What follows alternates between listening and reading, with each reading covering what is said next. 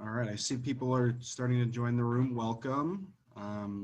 We're super excited today to have a guest that we've actually been working with quite a while here at Wisconsin Voices for Recovery. So we'll definitely be getting into some of the things that she's been involved with our programming here and kind of our relationship with her and her organization that she works with. So we're super excited to be bringing Rita Von Haden on with us today. So Rita actually began her road to public education as a health and physical education teacher after graduating from UW-La Crosse. 3 years in the school system. Later, she came back to La Crosse area where she began her work as a prevention educator with the nonprofit agency Coulee Council on Addiction. So eventually adding prevention specialists to her list of accomplishments. Rita's beginning focus was K through 12 substance use prevention and education in school districts in La Crosse. Along with community substance abuse and addiction education, Rita is involved with the La Crosse County Prevention Network Coalition and the Alliance to Heal, which is Halt the Effects of Addiction locally, overseeing the youth and community prevention subgroup. So after almost 12 years with the agency, Rita began her work as a recovery coach supervisor, overseeing a group of 12 recovery coaches through the Ed2 Recovery Plus program. So we're going to be bringing Rita on here in just a minute. For those that have not joined our live before, feel free to type any questions that you have in the chat. We will also have some time at the end here to answer those questions and for you to ask Rita any questions live here. So my name is Wes Van Epps with Wisconsin Voices for Recovery. And then I'm also joined here today with my coworker, Monte Ball. So we'll be hanging out here with Rita today. I'm so glad that you guys are joining us too. So what I'm actually gonna be doing now is bringing Rita on camera with us here, and we'll get started. So Rita, welcome. Thank you for joining us. I know I just went through the introduction of yourself, but it'd be great just to hear from you some of the things that you've been doing over the last 13, 14 years with Coulee, and what kind of sparked your interest in working in this field.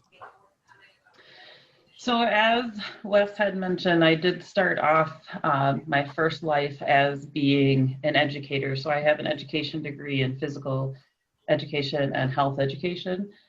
So I was teaching in the schools for 3 years, which was awesome. I was always a gym rat, sport, athlete, all that kind of stuff. But I grew to really love the classroom more. I really took on a passion. The town that I taught in was a small town that really the parents were in the bar when the kids were getting out of school at the end of the day, a lot of divorce situations, a lot of drug use situations. It was a rural community. And so I really took on the passion of educating about alcohol and other drugs of abuse. And so when after 3 years of being there, I wanted to be back closer to family. So I came back to this area and subbed for a year, and then this position as a prevention educator here with Coulee Council opened up, and so I applied for that and got the position, and it worked out because it allowed me to still use my teaching degree to do a community health position. And so I was actually going into the schools providing substance abuse prevention education programming. So I was still in the schools. I just wasn't employed by them. But then I also did work within the community with community agencies and coalitions and things like that. And as my years with Coulee kind of increased, more and more interest in a lot of the recovery base that we provide got to the point where it was quite interesting, and I could bring my 2 cents into the world, I guess you could say, and just really the passion of wanting to help people get through those struggling times really came out. And so when we had the opportunity to apply for the Wisconsin Voices grant for the recovery coaches, originally my director and I were on the board where I wrote it and I would get it started, but then eventually we would train one of our coaches into actually being the supervisor for it. But I really fell in love with the whole process, and so I kind of stayed with it. And now I really enjoy working with the team of individuals that we have and the information that they are currently providing.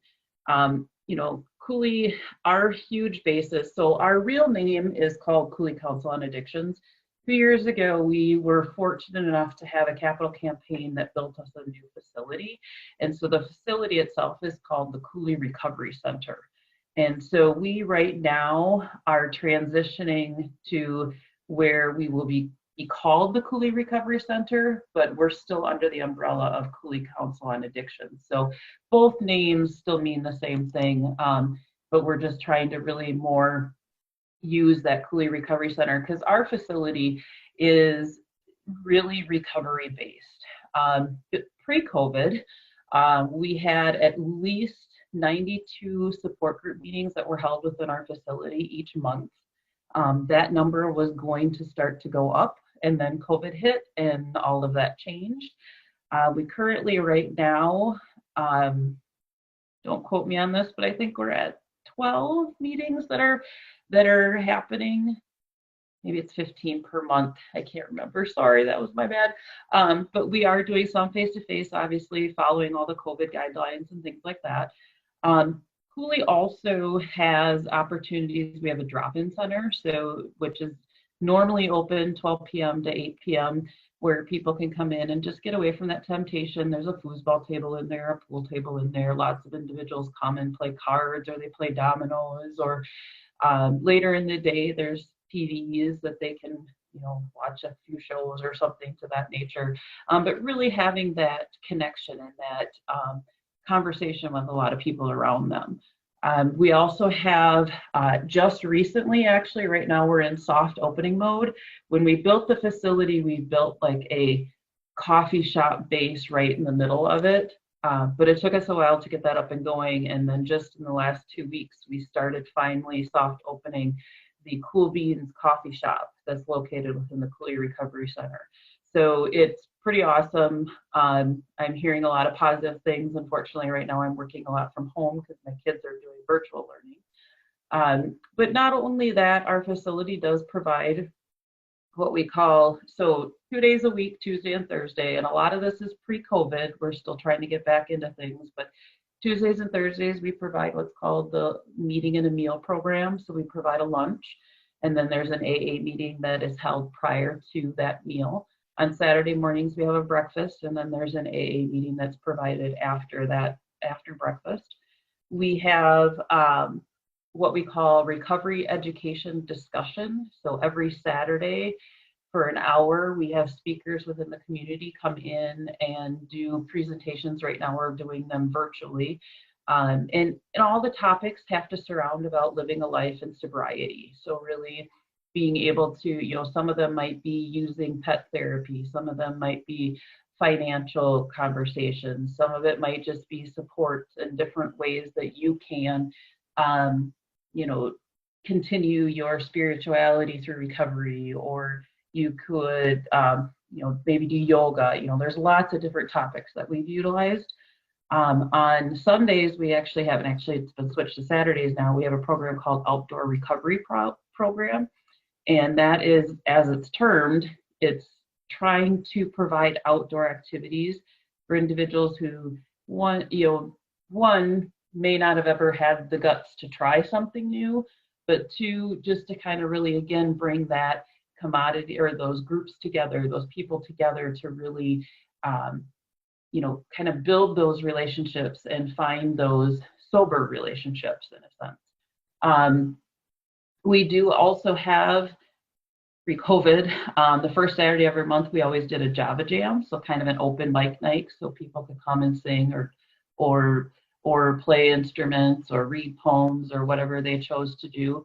The third Saturday of every month, we did karaoke. And then the fourth Saturday, every so often, we might have a dance or some type of celebration and things like that too. So those are items that we would have normally. And then every year, because La Crosse has a large Oktoberfest that usually happens, this year it did not, that same exact weekend when the big parade is going on and all the stuff is going on downtown, we have a park in La Crosse where we provide what's called the Turnley Family Festival. So it is a substance-free celebration of fall or Oktoberfest. And we have live music that plays all day long. We provide a picnic lunch for about 5 hours during that day. We have door prizes, we have bingo that's going on, and all of our live music is actually provided by individuals who are in recovery. They set up for time and they take an hour here or there to play as the day goes on. So we really try to revolve it around that and revolve it around the family aspect. So bring your kids. So the park we're at is at Myrick Park. So there's already a large playground there. We also bring in other games and things like that. But that is one of the major, activities that we do that bring. I mean, we probably get about 450 has been our highest number in all the years that I've been with Coulee together, and that's family members, friends, anybody. And we don't say you have to be in sobriety. We say anybody who wants to celebrate the fall in a substance-free environment. So it's open to anybody to come. You could talk a little bit about your drop-in center, of course, pre-COVID, and the things that you offer there, and how you guys have been able to adjust now, and what type of services you're offering individuals that are still able to come to your facility. Yeah, so our drop-in center, like I said, was open 12 to 8 p.m. And we have recovery coaches, actually trained recovery coaches that man the drop-in center.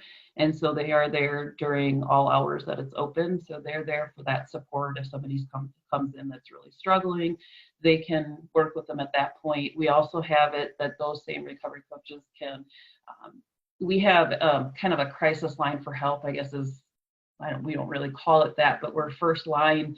Somebody says, today's the day I want to get help, or I have a family member that I need help with.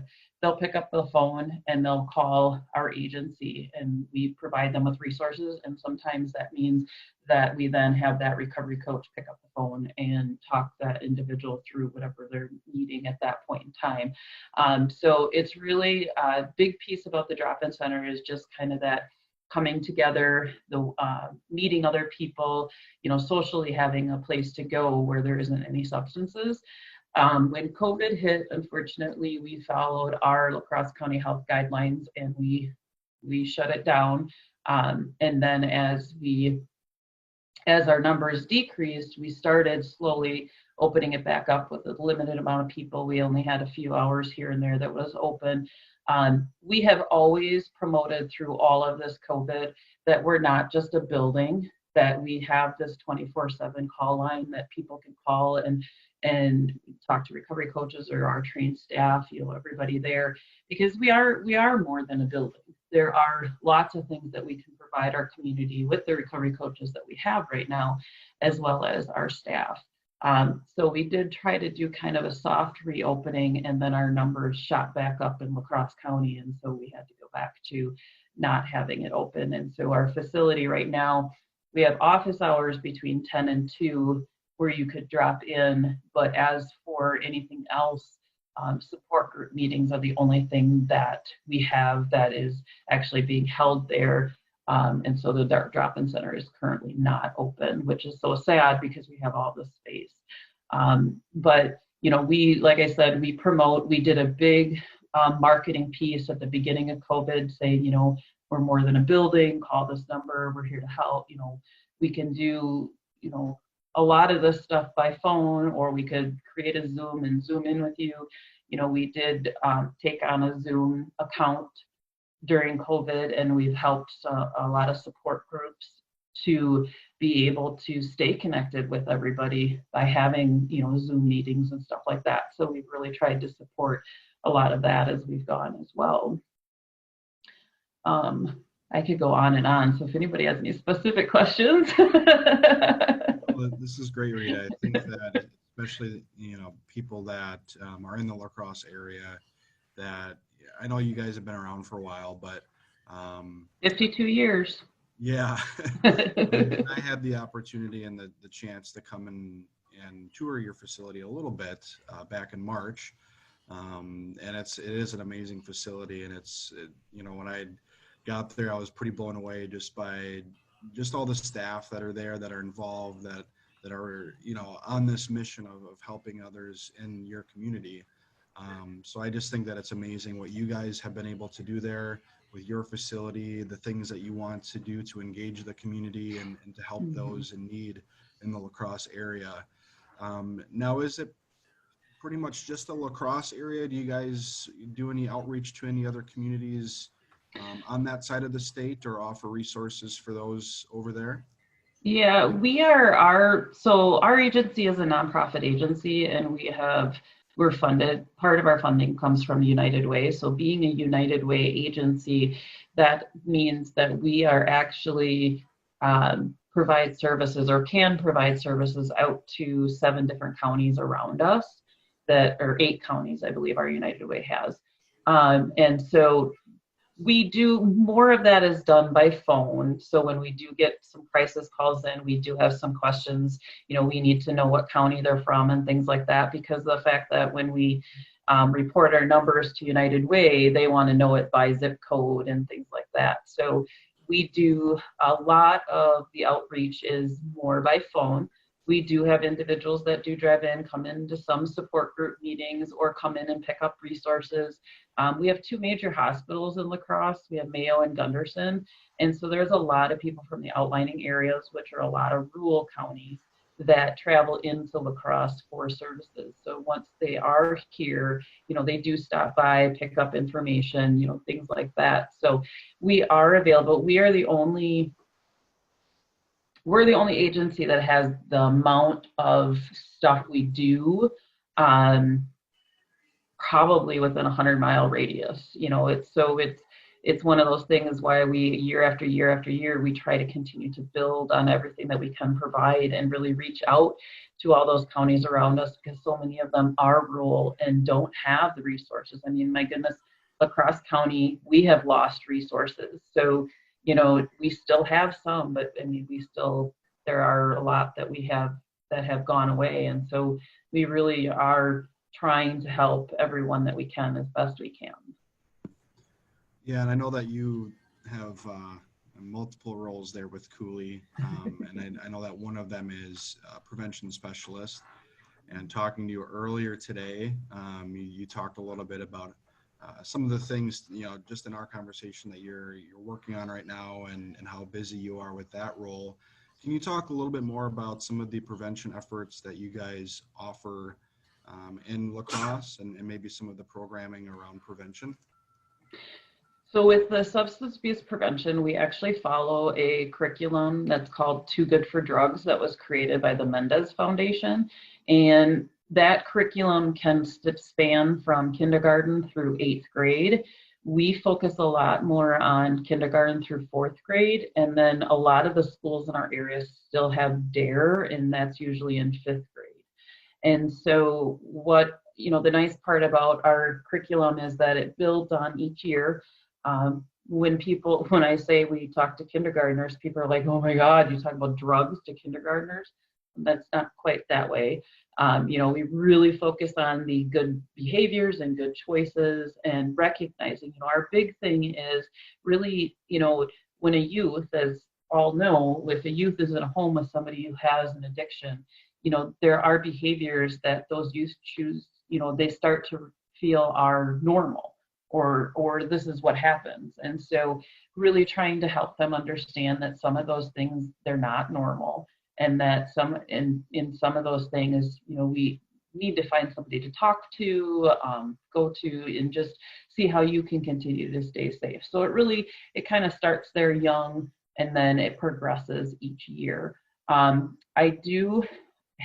have provided also in the middle school, I have created 2 groups. One's called the Hope Group and one's called the Resiliency Group.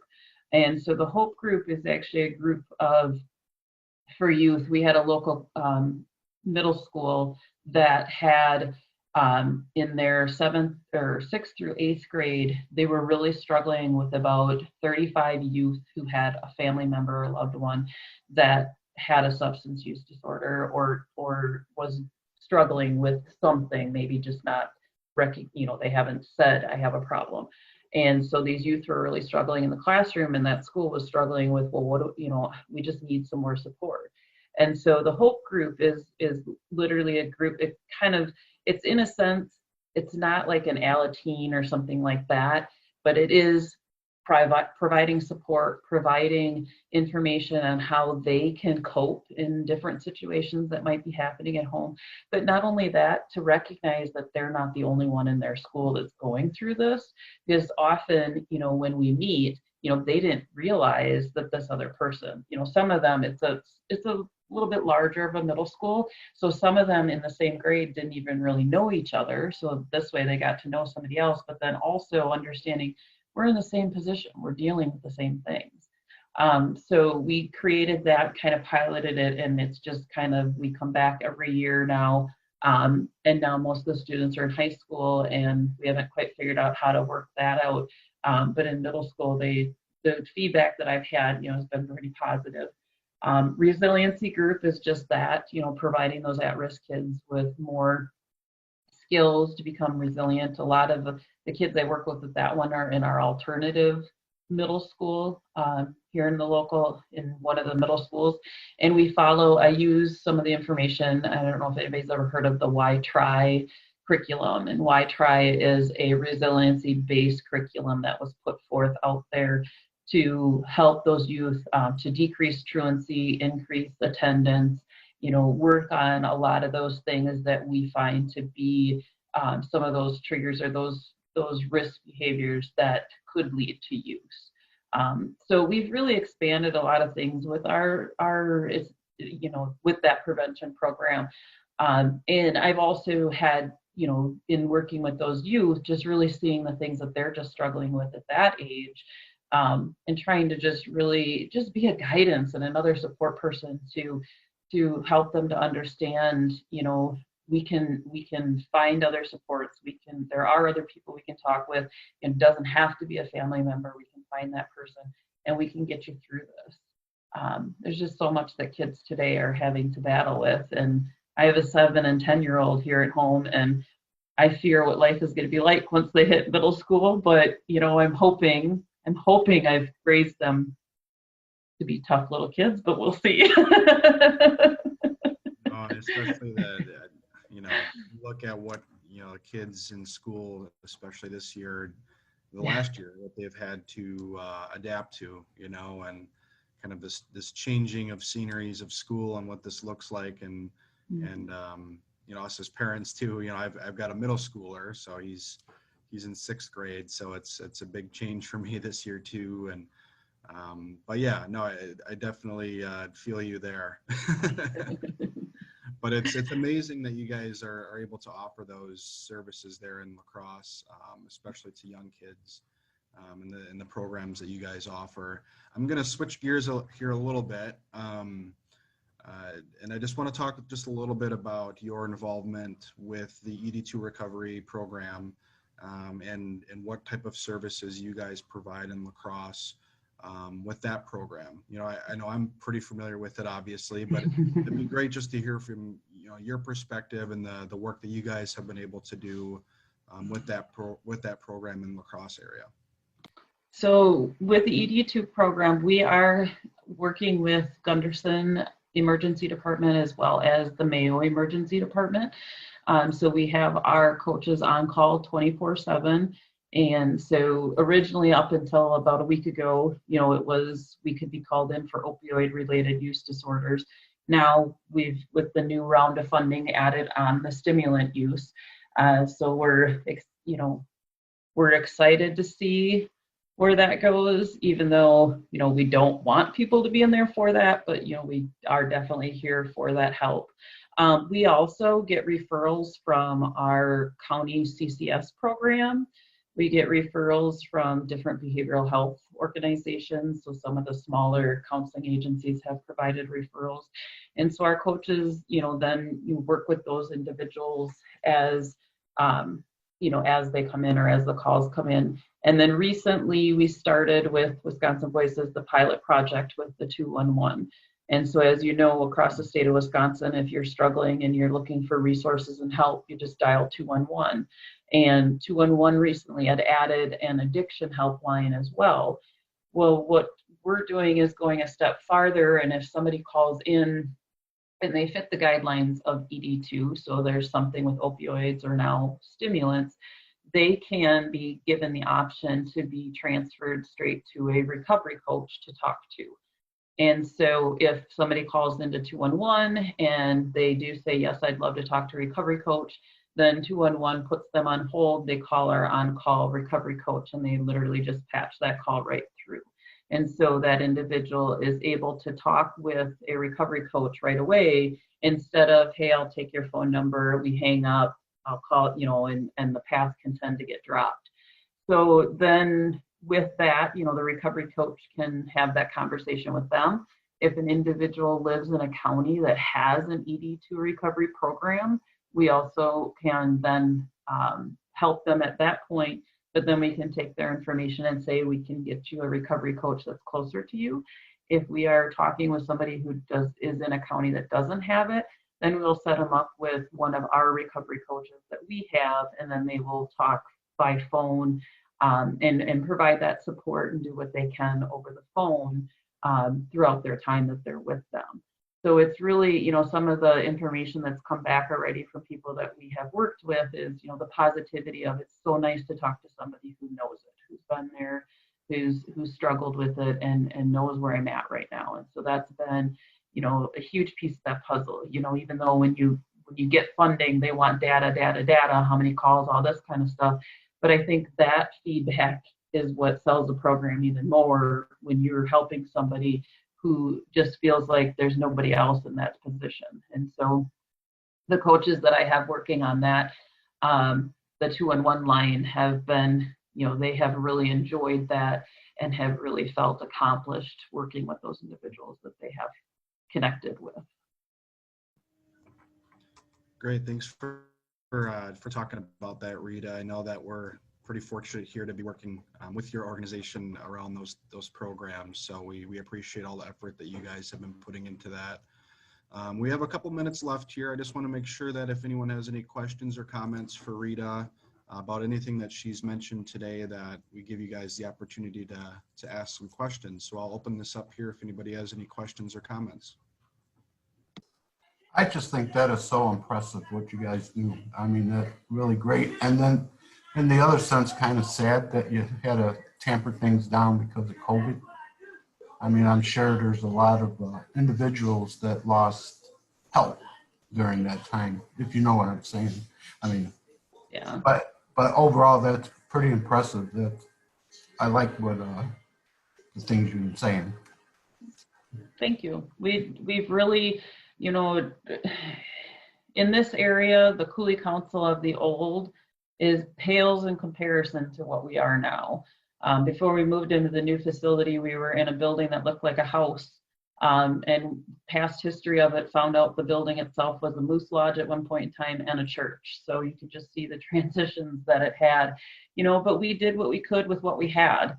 When we left that facility, there was only maybe 50 support group meetings happening within the building within a month or over a month. That, now we're, like I said, before COVID, we were at about 92 to 95 per month. So, I mean, it can only continue to go up. And so it's just, we've been around for 52 years, and it has grown from the, one room building that they had, or one room office that they had way back in 1968 to where we're at today. It's, I've only had almost 14 years now of that, but I mean, it's just the 14 years I've been there, we have transitioned so greatly. It's, obviously I'm a little partial, but it's amazing, what we're doing and what we have coming through our doors now. So thank you. Any other comments or questions?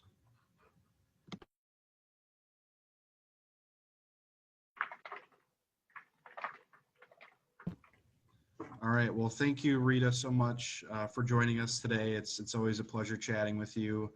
And thank you everyone for joining us today.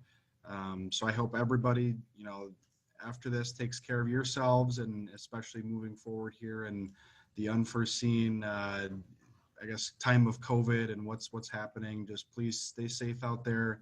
If you guys, anybody here does live in the La Crosse area and is looking for help, where can they find some of your information, Rita? Our website is couleecouncil.org, or we have our Facebook page, which is Coulee Recovery Center. We're transitioning soon enough. Our website is actually going to be, if you Google Coulee Recovery Center, it will pop up our website. We're transitioning into our new branding here currently. So if you Google Coulee Council or you Google Coulee Recovery Center, either one of them will bring you there. And so Facebook and website information is there. So yeah. Great. Thank you, Rita. And again, thank you, everybody. Please stay safe, stay connected, and be well. Thank you. You too.